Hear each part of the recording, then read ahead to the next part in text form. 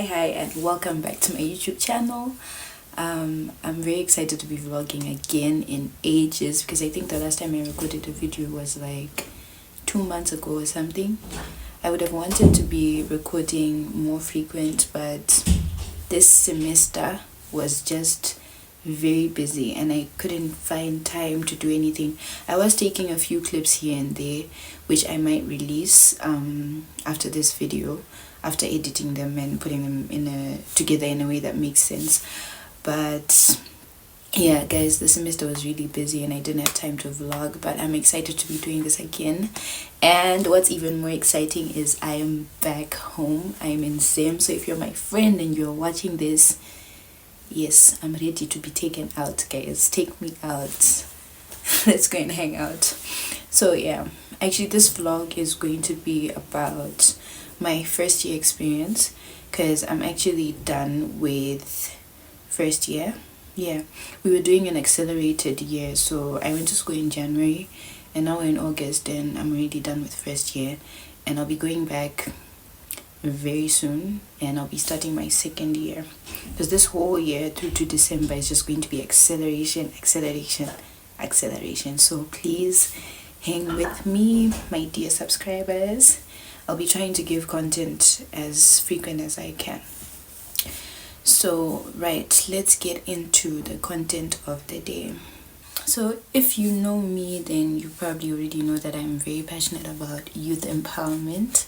So I like to try and make sure that I'm always bringing out helpful content, even though sometimes I'll put in a fun vlog here and there to keep the channel interesting. So today, in the spirit of youth empowerment, I'm going to be talking about some of the lessons that I learned in my first year of university, and hopefully that will help anyone who's looking into getting into their first year of university, and they'll have a bit of an idea of what to expect. Okay, so the first thing that I learned is that university is actually hard. You know how you get out of A-level and then when you're going to university, people are like, oh, if you survived A-level then you'll be fine in uni. Uni is not even going to be hard. A-level is harder than uni. That is not true. Okay, well, I would say it's not hard. It's not like hard, like the content is like difficult to grasp, at least not in your first year, but there's a lot of work. Like, it's just, you know how when you're in A-level, or if you are still in A-level, you feel like you're doing a lot of work. You're not. Wait till you get to uni, you will realize that when you're in A-level, you were not even doing a lot of work. Like, it was manageable. Uni is a lot of work. Oh, okay, I don't mean to scare you. I mean, it's manageable. You survive. I'm here. I'm alive. I survived my first year. But so I was doing how many courses? I was doing 5 courses in my first semester, which was from January, February, March, April. Yeah, to April. So I was taking 5 courses, and my school is a liberal arts school, which means that in layman's terms, you don't only study your core courses, but you take like other courses. So in addition to my core computer science courses and math courses, I was also doing writing courses, English courses, and stuff like that. So it was a lot of work because I always had assignments. I would have papers due to write. I would have assignments from my core courses as well, and like I'd have lessons throughout the day. So at my school, you're actually graded. A part of your grade depends on your attendance and participation. So you can't really bunk classes or you want. Yeah, you have to manage which classes you're going to bunk, and there's a limit of the number of times that you get to bunk classes. So I was always busy going into classes, and a typical day for me was like I would start my classes at 8 a.m. and be done by 4:30, and then when I would finish at 4:30, I would then rewind for a bit, and then go have dinner, come back. I'm already doing my assignments.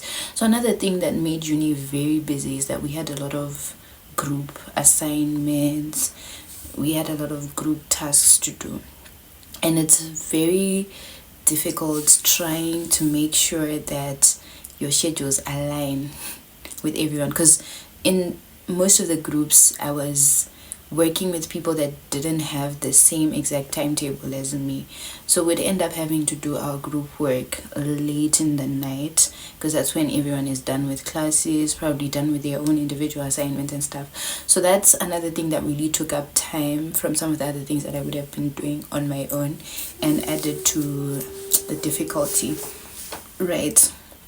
And then, so okay, maybe it's not that hard, but like uni is a lot of work.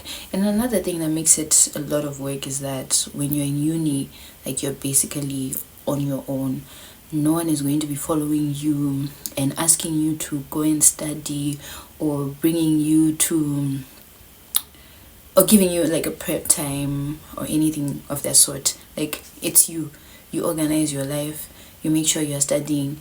And we would always have pop quizzes that would be that would be like contributing to our final grade. So like there was always pressure, like you would always have to be preparing for something. That's what made it kind of hard, but otherwise don't worry, let me not scare you, it's not hard, it's just a lot, that's all. And the second thing that I'll move on to that I learned about uni is that once you get to uni, this thing of juniors and seniors, it doesn't really apply, like especially in terms of opportunities and applying for opportunities. Be sure to put yourself out there. Like don't disqualify yourself from certain things because you feel like because you're in first year you're not qualified for something. I actually saw a lot of people in first year doing things that maybe when I saw the opportunities coming in, I thought that maybe this is only for people who've been in the school for a year or longer. So when you get to school, don't be relaxed. Try and step out of your comfort zone. Try and put yourself out there for opportunities that come up. Like it will really be helpful in the long run. So yeah, there's that. Another thing that I learned, and this will be especially helpful for people who want to go to uni in countries that are not their home countries for the first time. Settling into a new environment is hard. You know how people are always romanticizing moving out of the country, going to study at a different country, and like how it's so nice to say, oh, I'm out of the country and all that. It's actually not as rosy as you would imagine. And if you are looking to go out of the country to study, you need to have an open mind about it. You need to be prepared mentally for some of the challenges that you will face. So as you may already know, I moved from Zimbabwe and went to Ghana for my university education. And yeah, I thought it was gonna be rosy. I thought I was gonna be enjoying every moment, but I was actually depressed for the greater part of my first semester. And that's because like I was just finding it hard to adjust. The first thing when I stepped out of the plane when I arrived in Ghana is I felt like I had been placed in an oven. Like it was so hot. The temperature, I'd never experienced that kind of heat, and that was the first challenge I had. Because generally here in Zim it's actually quite cool, and that side in West Africa it's very very very very very hot. So that was the first thing. Like I felt like the air was so heavy. I was even kind of struggling to breathe. But then, yeah, I went to school.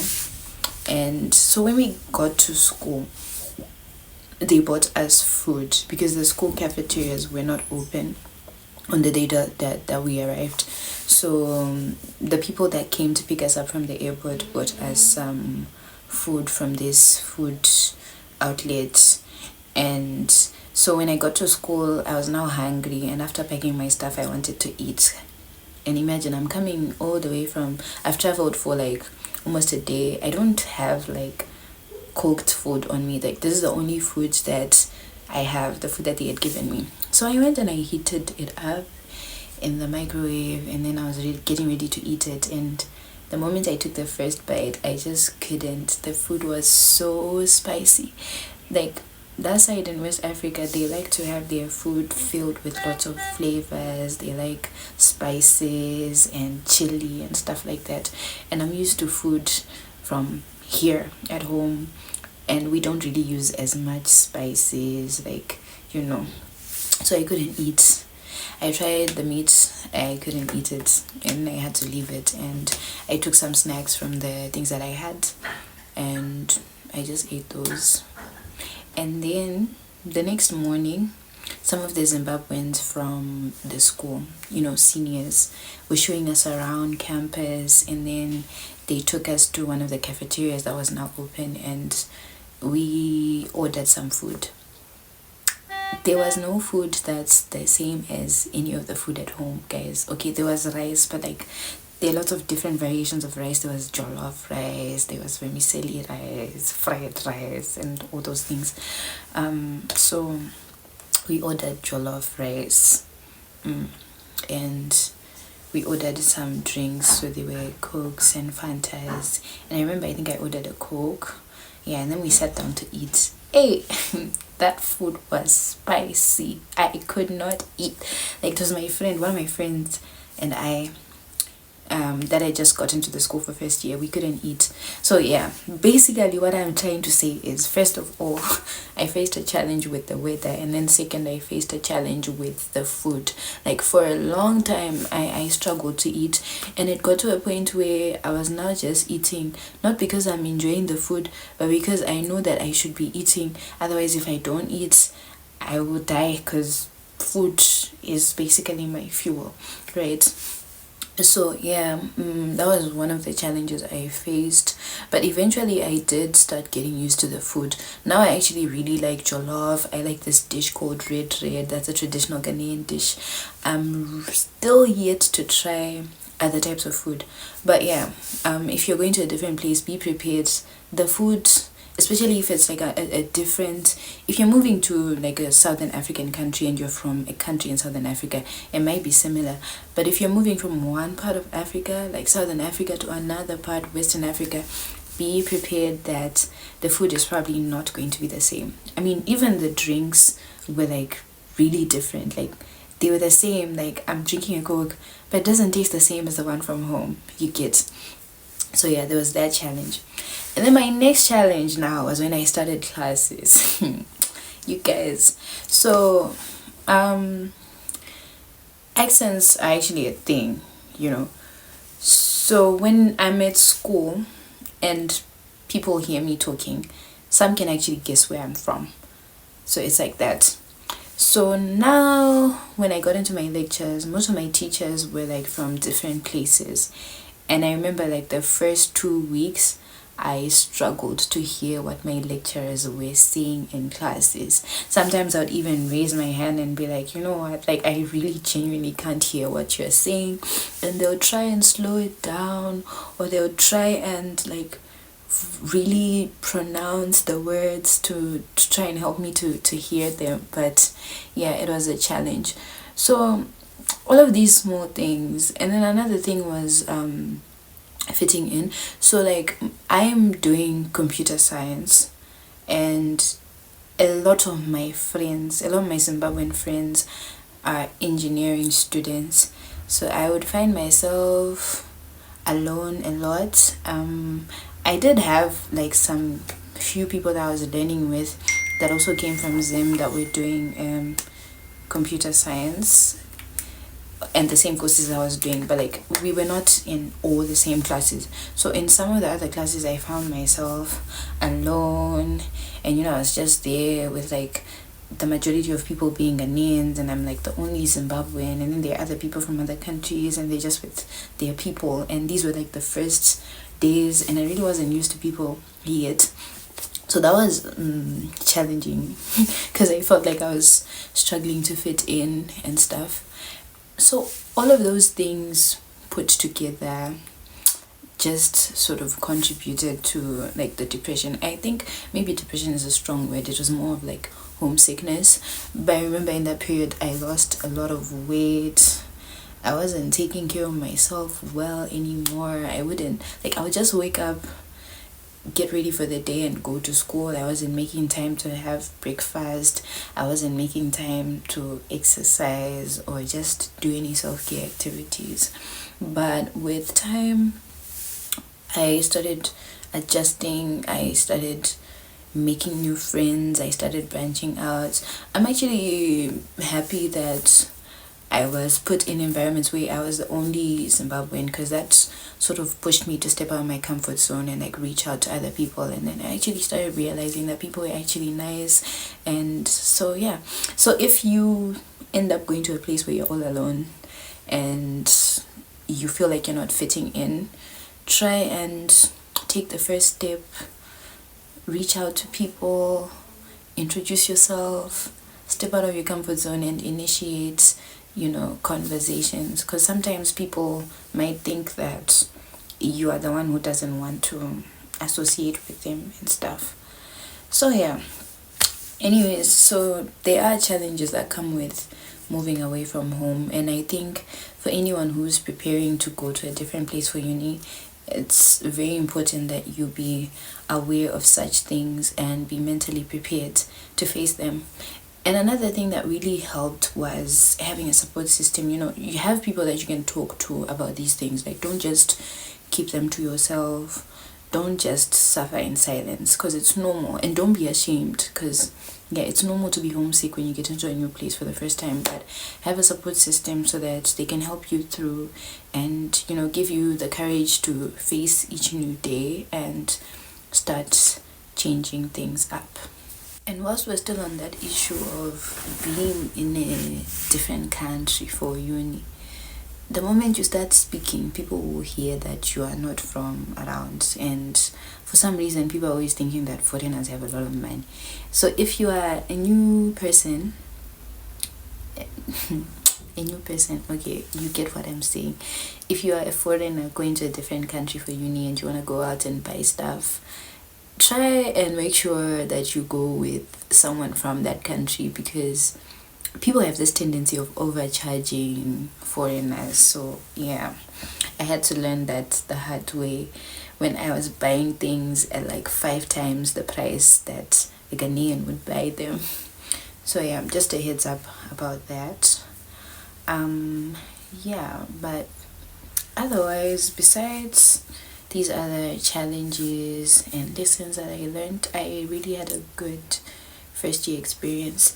And I think some things that contributed to my having a good first year experience was that before I started first year, I wrote down some goals of what I wanted to achieve in first year. Writing down goals doesn't mean that you always achieve everything, but at least it gives you direction on what you are aiming for. And my goals were actually not even academic goals. This time I was looking at going into uni and taking advantage of opportunities that come my way that are non-academic, and taking advantage of the people that I have around me to make new friends, build new relationships and networks and stuff like that. And I feel like writing things down really helped. I mean, looking back, I didn't necessarily achieve the exact things that I had written, because I didn't really know what to expect, because I wrote these goals before I even went to the school, before I even knew what it would be like. But I achieved a lot of things that were similar and in line with the things that I wanted to do. So to anyone who's going to uni for the first time, I would advise you to write down your goals, write down the things that you want to achieve in your first year, and let that be a guiding compass for you. But then again, with goals, you should give yourself grace. Don't give yourself pressure to achieve each and every single one of them. I mean, like, try your best, yes, but also give yourself room to pivot when things are not working out and stuff. So yeah, that was my first year experience. This is only part one. I'll probably do another part where I speak about certain things in detail, because this was just an overview of my experience, some of the valuable things I think are worth sharing about it. So thank you for watching this video. Stay tuned for the other videos that are coming up during this break. I am really looking forward to bringing out more content for you guys, so stay with me. If you haven't subscribed to my channel, please subscribe. If you know anyone who's a young person and who's in school or who's interested in youth empowerment or free mentorship opportunities, then send them the link to the channel. That is what I am about. So thanks for watching and see you in the next one.